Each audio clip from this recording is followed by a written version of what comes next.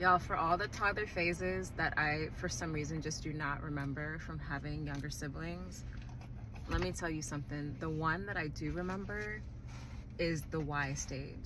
Like, I can hear the whys from like neighbors, from my siblings. Like, I remember it so vividly. And here I am with my very own toddler, and she is wearing me out. I just don't have any other way to say it. So the other day, and when I say me out, me and mine's collectively.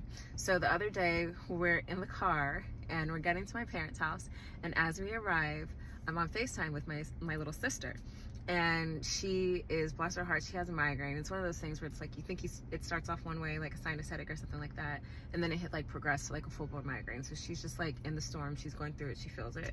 So I'm trying to coordinate something with her, so I feel bad. I'm calling her kind of like the next, like later on that day or something like that, just to try to catch her to see if we can talk about it. She's jacked up at this point. She's like in the bed, but I know she was answering just to like on a formality, right? Just to be courteous. So anyway, she answers the phone and she's in the bed. It's like dark in the room. Like it's all the migraine moments happening, right? So my little one, I get them confused, by the way. We're 10 years apart. So it's like, I mix up my child and my first child. So anyway, my little sister answers the phone and she's like, hello. And right away, my 3-year-old's like, red alert. Something's going on with Auntie Maddie.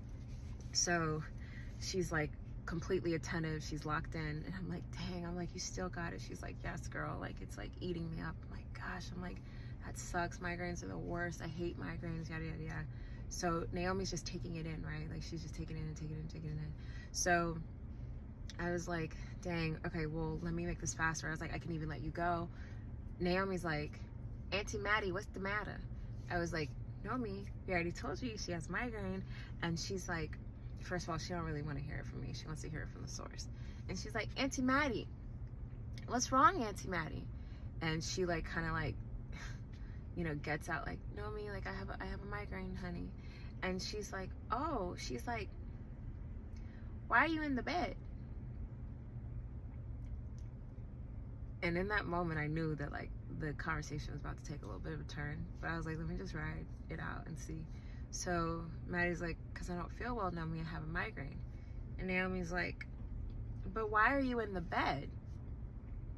And at this point, I'm like, because Naomi, we told you she has a migraine. Like, she doesn't feel good, so she's in the bed. To which my child responds, when I don't feel good, I'm on the couch.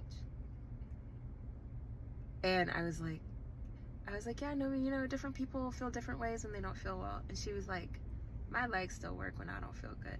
I said, okay, Naomi. And Madison was like, all right. I think it's time for us to just go. I think it's just time for us to get off the phone. Imagine you're laid out. You don't feel well.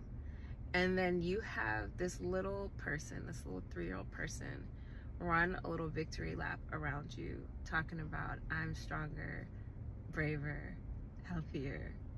I can make more happen with my 3 years when I don't feel good than you can with your grown-up life.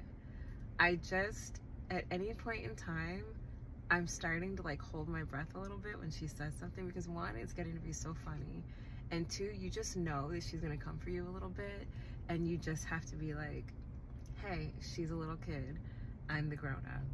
And then if it doesn't work the first time, you say, she's a little kid, I'm the grown-up, and respond accordingly. And do you want to know what the absolute best part of that whole exchange was? It wasn't Nomi's like little like comeback. It was that no more than 10 minutes after I got into my parents' house, my notifications are going off in my messages, and my sister's like, she's got until 5 to be talking to me crazy before I talk back. She's like, imagine being like, oh, I can still walk around when I'm sick. I can still go to the couch when I'm sick. She's like, it sounds to me like you're not that sick. So now she's thinking about all the stuff that she wished that she had said to her in that moment, or maybe she thought just wasn't appropriate because we are talking about a toddler. It's such a weird, crazy dynamic having somebody small enough who like can talk a little bit of shit, but like is too young to actually like go there with them. And yeah, I don't know, we'll see what happens when she gets older.